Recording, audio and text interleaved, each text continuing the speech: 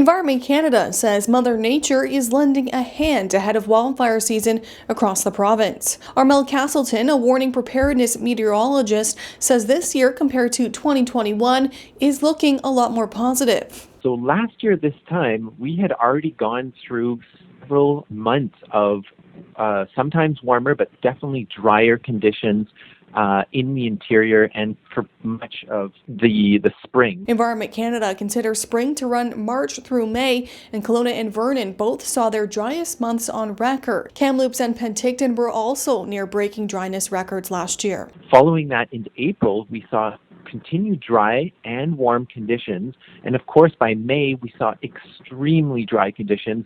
Again, Kelowna, only 8% of seasonal or of monthly rain.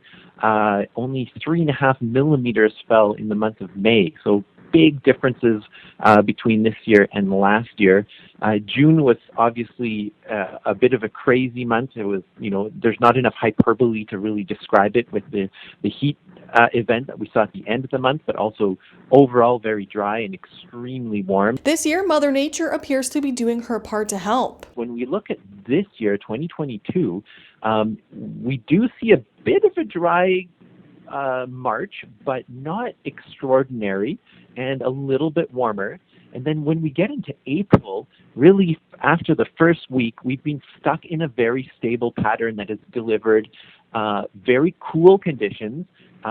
Top 4, top 5 for some locations like Cranbrook, Penticton, even Kelowna, top 11 coldest April on record. And that's continuing now into May, where we have, yes, some moisture making its way in, but very cool conditions overall. And that's looking like it will continue for another couple of weeks at this point. For Castanet News, I'm Madison Earhart in Kelowna.